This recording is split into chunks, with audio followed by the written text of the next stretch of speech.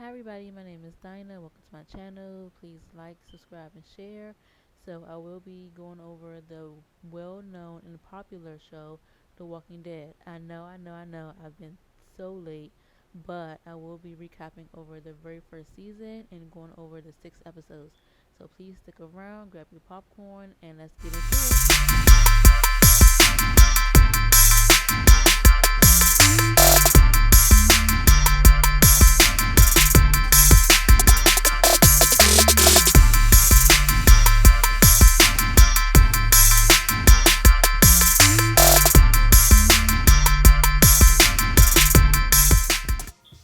So hello everybody. So I'm Dinah once again, and so let's get into the Walking Dead season 1 recap. Okay, so as we know that a lot of people already saw season 1 and the rest of the seasons of the Walking Dead, but I myself I'm just not getting into it. So forgive me. But overall, it was like a typical start. So I would just say that it was just like as usual, because first it was like, okay, like they talk about his job, his career, and what Rick and Shane did. And so overall, like, they were two typical policemen, and so they were just doing the average job. But however, I will say this: it's crazy how the way, like, they just talk about how Rick, his wife, and the son is, but they don't really get too much into like Shane's like personal life, and if he's married and if he's had a child or not. So I guess that was Shane's character. He doesn't have any children, and I guess that he doesn't have a wife, but he probably has a girlfriend. But okay, but they went into a high speed chase after that, and after that it was kind of confusing, because my question was, is that were those two guys that shot Rick, were they ever infected, or were they just runaways to be runaways? And that was one main thing that I think that they should have did better with, and they should have been able to elaborate much more on, because I never was able to fully understand like if those two men were ever affected, or were they just decoys or just extras to the show. But as Rick wakes up and he finds his way out of the hospital, I think that when they were showing all those dead bodies behind the hospital, it was kind of weird, because why would they only just put them behind the hospital and not try to bury them or try to take them somewhere else? Or why not just take some samples to the CDC and just have them do testing on them, or try to at least cover it up or burn the body so it won't just like infect the air or contaminate the soil. And something like off of World War Z, because I remember when like towards like the end of World War Z, like a little sidebar, they just like burnt the body so they could completely decontaminate. But back to episode 1. But yeah, but the number one thing that I would say that I love like a lot was the way how Morgan and Rick's relationship like grows faster, and how the way Rick's son Dwayne was able to actually be much more understanding and be courteous of how his father like told him to do multiple duties and just tasks, because of the kind of situation they're in. But I like how the way like Morgan and Rick's like friendship and just like relationship grows. It's something like how the way like Lethal Weapon is with I forgot their names, but how the way how the way Lethal Weapon is. I love like how the way like their dynamic duo is, and that reminds me of Rick's and Morgan's relationship. But as Morgan is like mourning over his wife, it was like super sad, because it was crazy how the way Morgan's wife had gotten infected like that, but she still had some of her features, which was really funny, because all like the other zombies, they didn't have their features. They just looked so just like terrible and just like so just like ugly. But with Morgan's wife, she still looked so pretty. So, and you can still see like her features and things like that. But anyways, as Rick go back to Atlanta, it was kind of destined to be like a dead end, because it was the city. So I think that Rick made a bad move in going to Atlanta. But it's a show and the action is needed, so I kind of understand why he went back to the city, just to see if something was there. But as a police officer, he should have kind of already knew that when things like that like go on in the show, and of course it's like fictional, but like things like that is, of course, is going to be like a dead end and like a huge city. But that was episode 1, and so I think that it went well. But it was just like something simple, and it was just like a typical start to how the way a normal zombie show would be. So that's like my intake on it. Like, that's how the way things would like normally start, but it could always be something different. But let's take a quick break and I'll be right back.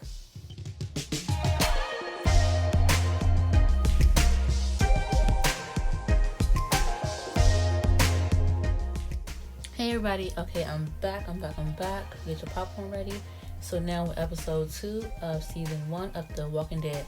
So with this part, with the opening part of episode 2, I knew that it was going to be some way that Rick was going to escape from the little army like tank, because this is the part where his horse had got eaten up by the zombies, and so that's when he was like in a trap. But it's like they give it just this suspenseful look at it, and I understand the importance of the suspenseful look and how, you know, the viewers is going to actually be much more intrigued, and is Rick going to be eaten or is he going to stay alive? But I kind of had a feeling that he was going to escape, and I really thought that he was going to exit out on a helicopter, because I was really hoping that, you know, somebody in a helicopter would just like come down and just save him from there. But it wasn't nothing like that. So instead, it was someone over the radio who had actually just like sailed Rick in, and so the guy was trying to like find like some type of signal just to reach Rick, because I guess that he saw Rick from like the rooftop, or like he probably seen Rick when he was about to be eaten by the zombies, so he might have already knew what was going on.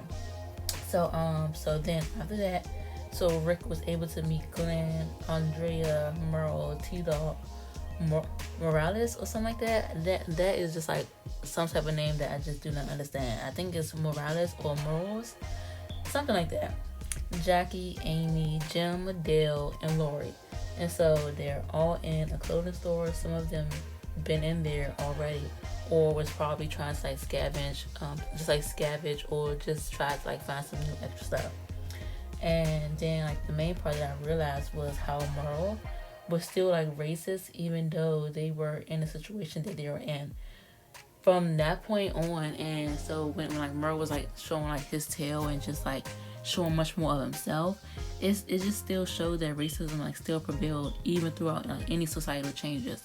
And so that type of time that like they were in, it's like, wow, it's just like crazy how the way racism was like still able to exist and like able to show itself off like a lot like during that time. And so it was just like crazy to me to just like see how just like Merle was just still able to be just like so mean to every other like race group, even though it was just them and the dead. And so it was just like survival or just being eaten and just being killed.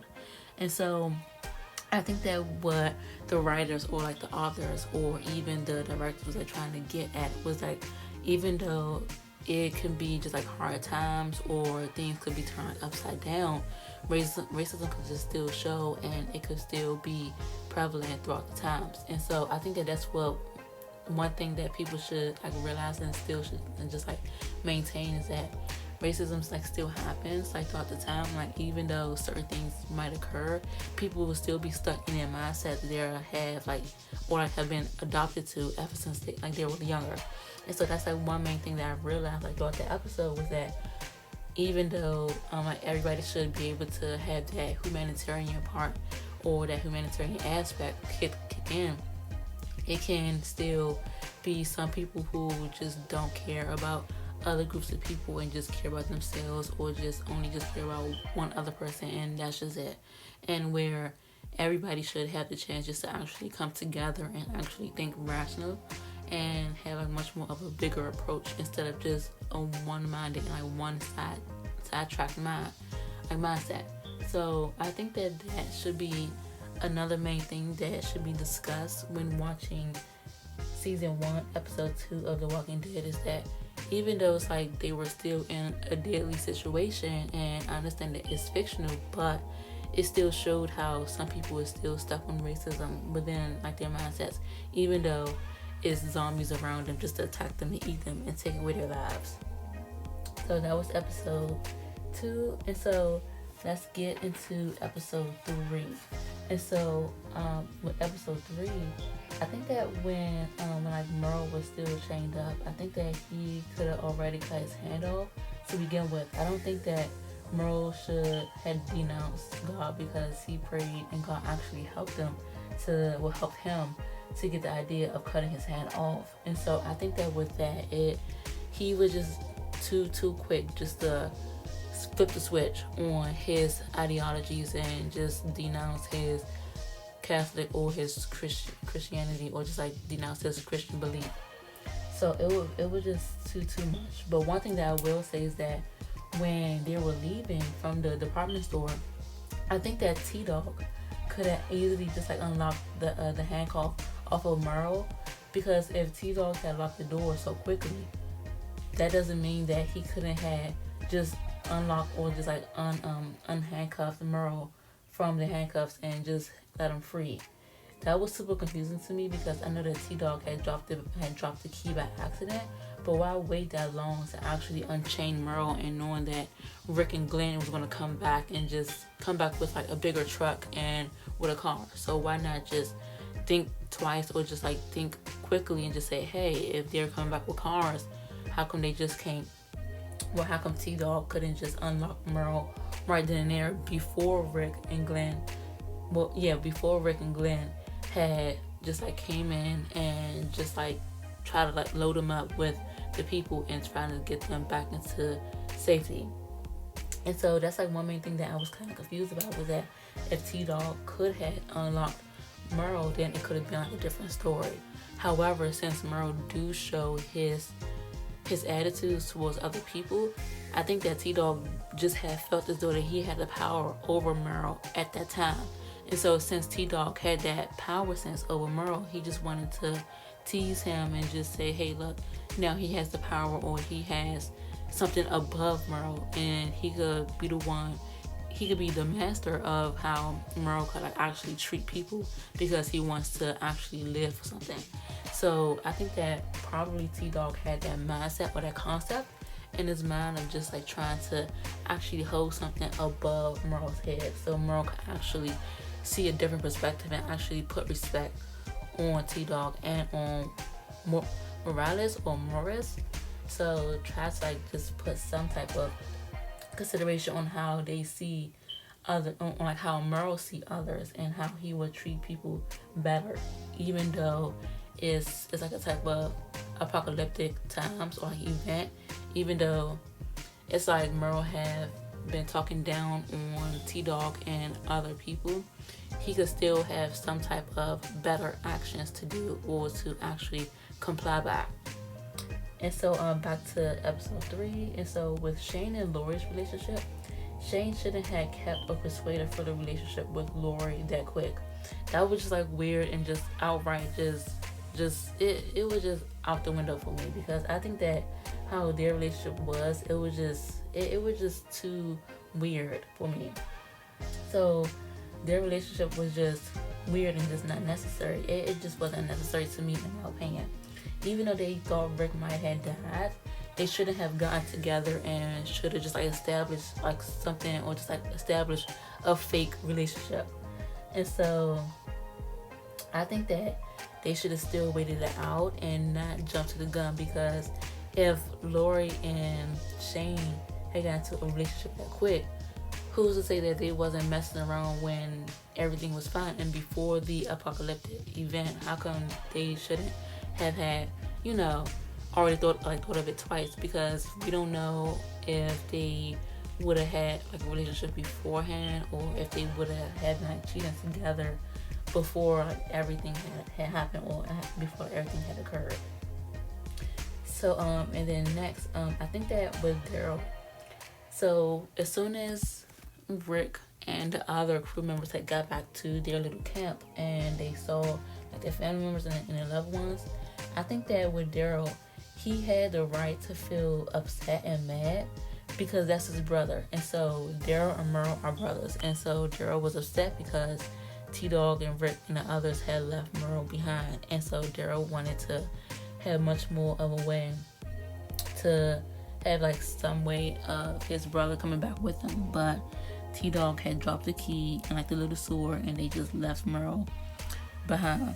But what T-Dog did do is that he did just like chain the door So quote unquote, like no zombies won't get into it and like eat Merle alive. But then again too, I still do see why Daryl would be mad and upset. And the only way that the only thing that I would say about it is that Daryl and Merle is that how the way they were raised in a home. And so I think that the reason why Daryl and Merle have like that type of superiority mindset is because of like how the way they were raised in the home. And so it all starts with their family, and it all starts with like their frustration and anger, and how the way like their home environment when they were younger, it possibly could have been something just like different, and it possibly could have been something like bad or like terrible that happened to them when they were in their childhoods, or they probably was like pressured into something just like something negative, and not really having like a better outlook or a better per se on life and on others. But that's just like a sidetrack. But back to episode 3. But I think that that when Rick had went back to Atlanta for like a good reason, he wanted to like go back just because he wanted to like actually help Merle and just like actually help him just like come back to his brother Daryl. Because I remember if Rick probably said to them or like to others in the camp, and if that was like Carl is Rick's son, and so if like Carl was like still stuck out there, he probably would have went back for Carl. And that's when Lori is Rick's husband. And so if like Carl was stuck out there, and like Lori's also Carl's mother, so like they're just like the 3 trio.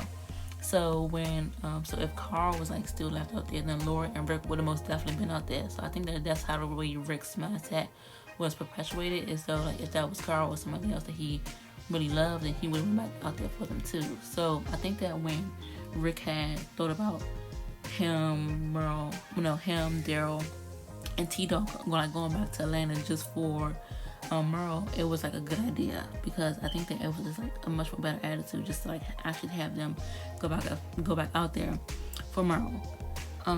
Then with like Lori, I think that with Lori, she had like an attitude with Shane for no reason. I think that she should have been much more mad with herself than anybody else, because why would she sit there and just like take it further and just mess around with Shane, knowing that she's technically still a married woman, but given like the time period and like the setting, they could probably have a divorce. But I'm not sure, because like the time period and the setting of like all these things that's occurring. So I just think that Lori should have just been much more upset with her and shouldn't have like an attitude with Shane, because she has much more to blame on herself as well. So yeah. But moving on to episode 4 with the next set of people that's with the characters that's on The Walking Dead, I think that with like Ed and Carol's relationship, it was just abusive and it was toxic, and Carol should have been already divorced them years ago, in like a long time. And so with Amy and Andrea, it was just like a typical sister relationship. It wasn't too much that we could much say, or I could just like much more input on it, because it seemed like a typical sister relationship. But the only thing that had like bothered them the most was just like their age gap, because I believe that Andrea was like much more older than Amy, and so it was just that. And then next, so when Jim was like digging like the holes in the ground, I already knew that it was like something to do with like burning bodies, because it's sort of kind of common sense that when people dig large holes like that, it's just to bury people's bodies. And then that's when Jim had included his dream into the scenario. It was like literally about like bringing the zombies and the others, and like also just like bringing the zombies and also bring others that Ed had like dreams about. And he also had like dreams about just like having Carol burying her husband Ed, and so it was just something like that. And so when T-Dog, Glenn, Rick, and Daryl had went back to Atlanta, Glenn couldn't fall back, because like this is like the part where Glenn and Daryl was like just like trying to actually find Merle back and like set up like a trap. This is like the part where Glenn was getting taken by the other Hispanic gang, and they were able to just like actually change it up. But I think that, well, like that part, it was kind of confusing me because I was thinking that how come Glenn couldn't have like actually fought back against them, like even though like they was like taking him, but he could have still fought back against them. But I guess that Glenn was sort of kind of like upset or like, you know, kind of afraid, so he just didn't do anything. So that was like kind of weird to me. But it was just like, how come Glenn didn't do more than what he should have done? So after that, that's when like they were able to. That's when T-Dog, Rick, and Daryl was able to keep the like the other Hispanic boy, because they had because the two other men had like left him behind. So that's when they just had kept him. But that's when Rick, Daryl, and T-Dog had kept him as quote unquote captive, just to get like much more insight and like information on like where they had to go into. And so that's when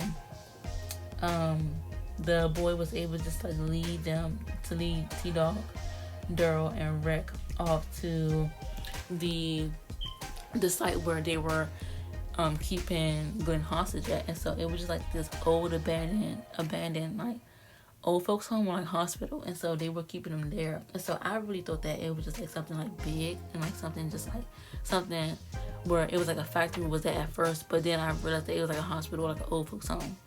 And so that's when the other leader of their like the group on the other side, they were like, he wanted to like at first just like make them much more scared, and it's like trying to like actually negotiate something between like his group and Rick's group.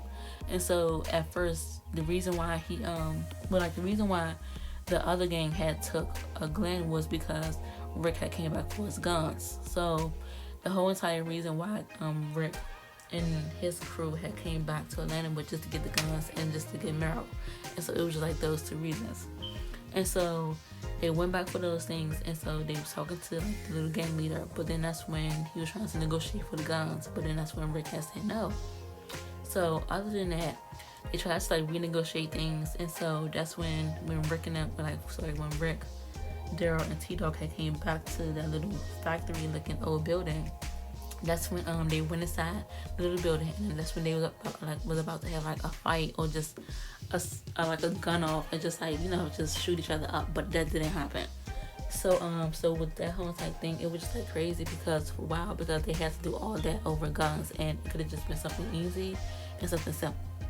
But I understand that like the given time period that they're in is kind of hard, and it's kind of even more tougher. So with that being stated, so that's when, as soon as they were about to have like the shoot off, that's when it was someone's grandmother who came downstairs. And this part was the most funniest part because it was just so cute how the way that someone's grandma had came down just to like, you know, in between their supposed to be shoot off. And so she literally stopped it. And then that's when she was saying how the way it was another old man who was having like a slight asthma attack. It wasn't too severe, but it was like slight. So she took them back upstairs, and then as soon as like Rick and like his crew had seen how the way things was going on, it was crazy because it was actually like an old folks home for the senior citizens. And so for them, it was just like so crazy how the way they were just like actually doing something good for the cause, and they weren't actually a bad gang, and they were like actually something where they was coming together and doing something good for the old folks.